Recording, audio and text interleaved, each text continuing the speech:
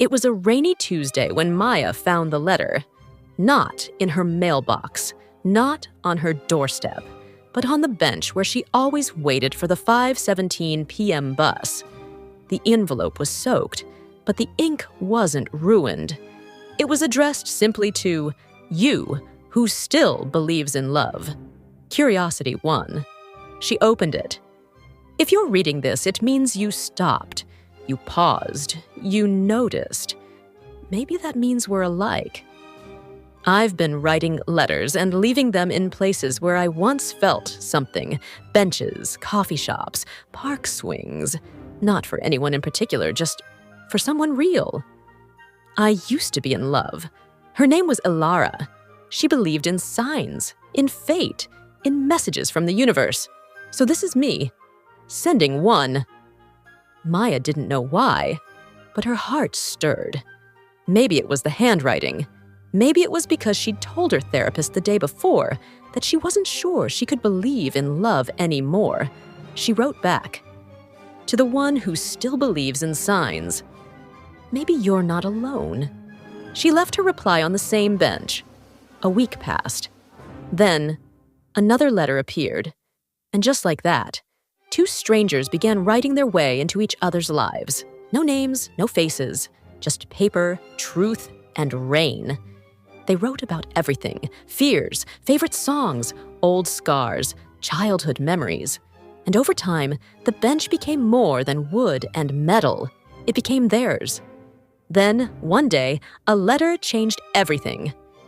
"If you ever want to meet, I'll be here. This Friday, 5:17 p.m. Same bench." Maya nearly didn't go, but she did.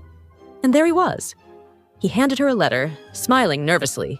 His name was Theo, and her name, Maya, finally had a voice to it. They didn't kiss, didn't rush. They just walked to a quiet cafe where stories hung in the air like the steam from their coffee. That's when he said, "I used to come here with Ilara." She asked gently, what happened to her? She believed in signs. I didn't. I missed them. I didn't fight hard enough when she asked for more. By the time I realized what I lost, she was already gone. Maya listened, then handed him a drawing, two people sitting on a bench in the rain. He looked at her. "Do you draw?" "Sometimes, when I don't know what to say." He smiled. "I write for the same reason." They made no promises, just one plan, same bench, next Friday. If it rains. But the next Friday, it didn't rain. Still, Maya waited. 5:17 came and went. No Theo. A week passed. Then two. And then, in her mailbox, another letter. "Dear Maya," Ilara reached out. She saw our story online. We talked, not to get back together, just to let go. And it made me realize something. I've been writing to you, but still holding space for her. That wasn't fair. But when I saw you that day, something shifted. Not because you were a sign, because you stayed. If you still want the rain, next Friday, 5:17 p.m. bench. No matter the weather. So Maya went. It poured. But she waited. And someone came. Not Theo. A young woman holding an umbrella and a letter.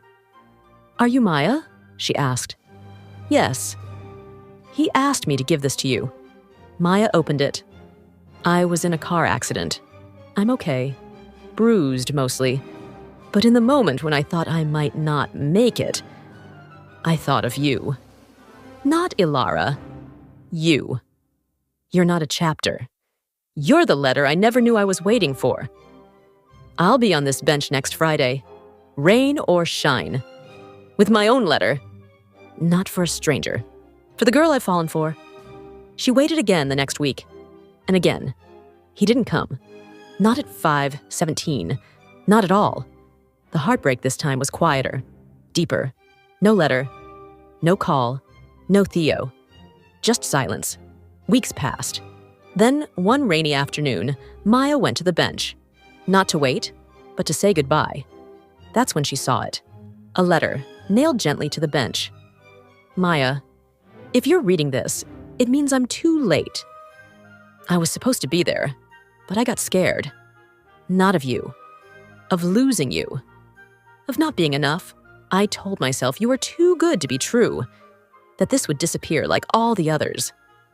But you deserve to know. I loved you.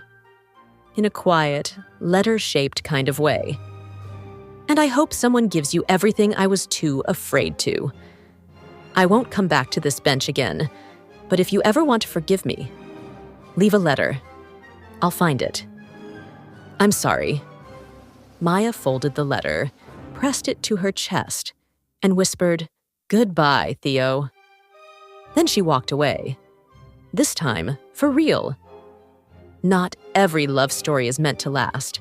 Some are meant to remind us that we can still feel, that even in silence and storms, there's beauty in trying. And sometimes, that's enough.